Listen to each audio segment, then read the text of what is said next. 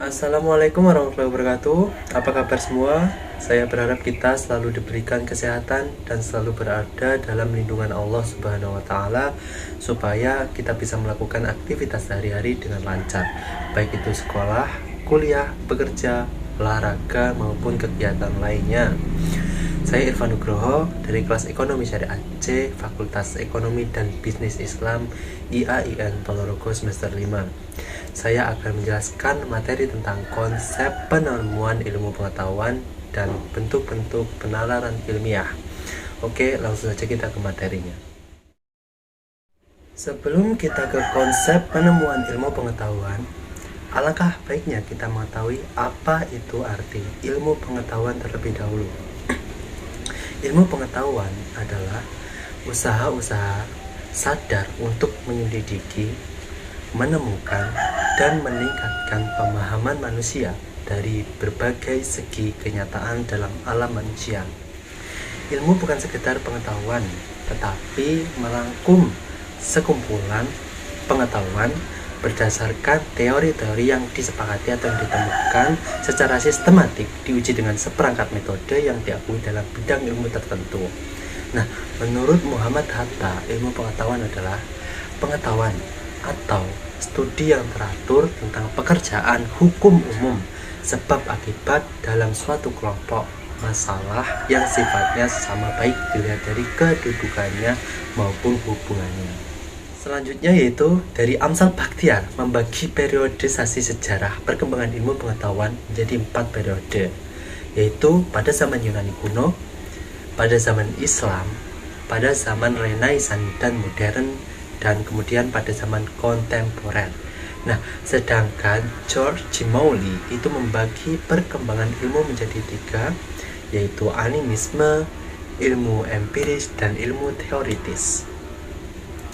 George Mowley menjelaskan bahwa pada tahap animisme, manusia itu menjelaskan gejala yang ditemui dalam kehidupan sebagai perbuatan dewa-dewi, hantu, dan berbagai makhluk halus. Selanjutnya ada periodisasi perkembangan ilmu menurut Amsal Bakhtiar. Tadi disebutkan ada 4. Yang pertama yaitu zaman Yunani kuno. Nah, zaman Yunani kuno ini adalah tempat bersejarah di mana sebuah bangsa ini memiliki peradaban. Oleh karenanya, Yunani kuno ini sangat identik dengan filsafat yang merupakan induk dari ilmu pengetahuan. Kemudian yang kedua adalah periode Islam. Keilmuan ini berkembang pada zaman Islam klasik tahun 650 sampai 1250 Masehi. Tidak terbantahkan lagi bahwasanya Islam itu sesungguhnya adalah ajaran yang sangat cinta terhadap ilmu pengetahuan menurut Harun Nasution oleh persepsi tentang bagaimana tingginya kedudukan akal dalam Al-Quran dan juga hadis. Kemudian yang ketiga ada periode masa Renaissance dan modern. Nah, Renaissance ini adalah periode perkembangan peradaban yang terletak di ujung atau sesudah abad ke-8 sampai muncul abad modern. Kemudian Renaissance merupakan era sejarah yang penuh dengan kemajuan dan perubahan yang mengandung arti bagi perkembangan ilmu. Kemudian yang terakhir adalah periode kontemporer. Nah, pada zaman ini bermula dari abad 20 Masehi dan masih berlangsung juga sampai hingga saat ini. Zaman ini ditandai dengan adanya perkembangan teknologi-teknologi yang sangat canggih dan spesialisasi ilmu-ilmu yang semakin tajam dan semakin mendalam. Selanjutnya yaitu bentuk-bentuk penalaran ilmiah. Apa itu penalaran? Penalaran adalah proses berpikir yang bertolak dari pengamatan indera atau observasi empirik yang menghasilkan sejumlah konsep dan pengertian. Nah, penalaran ilmiah adalah suatu proses berpikir dengan menghubung-hubungkan bukti, fakta, atau petunjuk menuju suatu kesimpulan.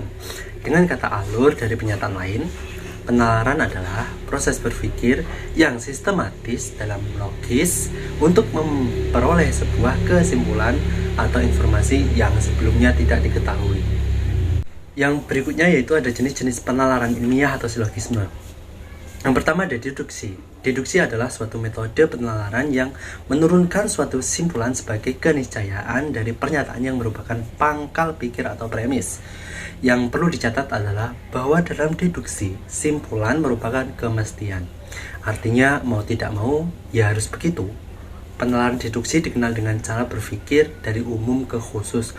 Contohnya, semua mahasiswa adalah manusia. Itu premis mayornya. Nah, Nani adalah mahasiswa. Itu premis minor. Nah, maka Nani adalah manusia. Itu konklusi atau kesimpulan. Yang kedua, penalaran induktif. Nah, penalaran induktif adalah cara berpikir untuk menarik kesimpulan dari pengamatan terhadap hal yang bersifat partikular dalam gejala-gejala yang bersifat umum atau universal, sehingga dapat dikatakan bahwa penalaran ini bertolak dari kenyataan yang bersifat terbatas dan khusus, lalu diakhiri dengan sistemen yang bersifat kompleks dan umum.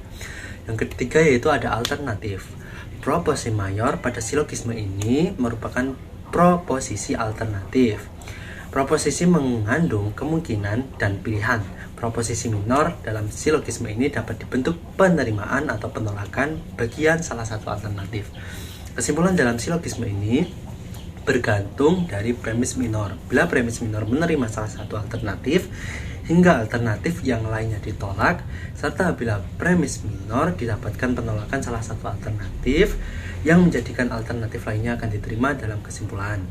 Contohnya yaitu Nenek Sumi berada di Bandung atau Bogor. Nenek Sumi berada di Bandung. Nah, jadi Nenek Sumi tidak ada di Bogor itu. Yang keempat yaitu hipotetik. Pengertian silogisme hipotetik atau silogisme pengandaian adalah semacam pola penalaran deduktif yang mengandung hipotesis. Silogisme ini bertolak dari suatu pendirian bahwa ada kemungkinan apa yang disebut dalam proposisi itu tidak ada atau tidak terjadi.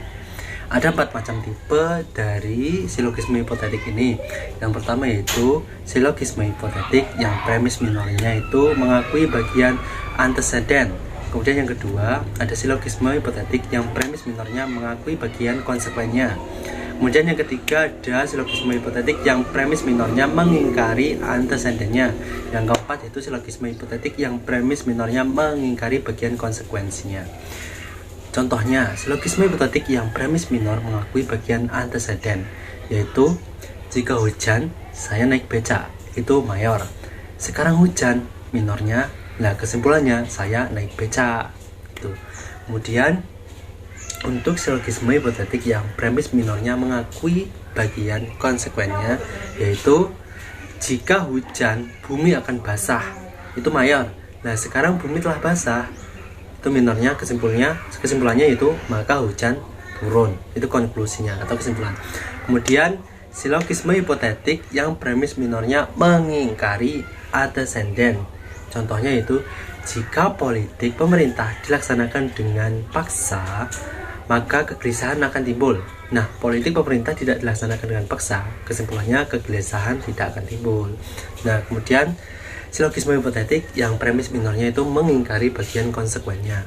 Contohnya itu, bila mahasiswa turun ke jalan, pihak penguasa akan gelisah. Nah, pihak penguasa tidak gelisah, maka kesimpulannya itu mahasiswa tidak turun ke jalan. Yang kelima yaitu silogisme kategoris. Silogisme kategoris adalah silogisme yang premis dan kesimpulannya itu berupa kesimpulan kategoris. Kategori silogisme juga merupakan suatu struktur, suatu deduksi berupa suatu proses logistik yang terdiri dari 3 bagian yang masing-masing bagiannya berupa pernyataan kategoris atau pernyataan tanpa syarat. Atau dengan kata lain, silogisme kategoris adalah silogisme yang semua proposisinya merupakan proposisi kategoris. Contohnya yaitu semua tumbuhan membutuhkan air, itu premis mayor. Akasia adalah tumbuhan, itu premis minor. Nah, kesimpulannya adalah akasia membutuhkan air. Yang keenam yaitu ada silogisme disjungtif. Silogisme disjungtif adalah silogisme yang premis mayornya itu keputusan disjungtif, sedangkan premis minornya bersifat kategorik yang mengakui atau mengingkari salah satu alternatifnya yang disebut oleh premis mayor. Nah, silogisme disjungtif ini dalam arti luas maupun sempit mempunyai 2 tipe, yaitu 1. Premis minornya mengingkari salah satu alternatifnya dan konklusinya adalah mengakui alternatif yang lain. Kemudian yang kedua ada premis minornya mengakui salah satu alternatifnya, kemudian konklusinya adalah mengingkari alternatif yang lain. Nah, ada dua macam silogisme, yaitu yang pertama silogisme disjungtif dalam arti sempit. Mayornya mempunyai arti kontradiktif, seperti ia lulus atau tidak lulus. Nah, ternyata ia lulus, jadi ia bukan tidak lulus. Kemudian ada silogisme disjungtif dalam arti luas. Premis mayornya mempunyai arti bukan kontradiktif, seperti Hasan di rumah atau di pasar. Nah, ternyata Hasan tidak di rumah, jadi Hasan itu di pasar. Kemudian yang selanjutnya itu nomor 7 adalah sentimen. Nah, dalam kehidupan sehari-hari itu yang dapat kita temukan adalah silogisme sentimen, karena salah satu premisnya itu dapat dihilangkan atau tidak diucapkan karena sudah sama-sama mengetahuinya. Contohnya adalah menipu adalah dosa karena menipu merugikan orang lain. Nah, kemudian yang nomor 8 ada analogi. Pengertian analogi dalam Kamus Bahasa Indonesia diartikan sebagai persamaan antara dua hal yang berbeda. Menurut Sukadijo, analogi adalah berbicara mengenai dua hal yang berlainan atau bisa disebut tidak sama. Yang satu bukan yang lain, tetapi dua hal yang berbeda itu dibandingkan satu dengan sama yang lain. Nah, secara umum, Mundiri mengatakan terdapat dua analogi, yaitu analogi deklaratif dan analogi induktif.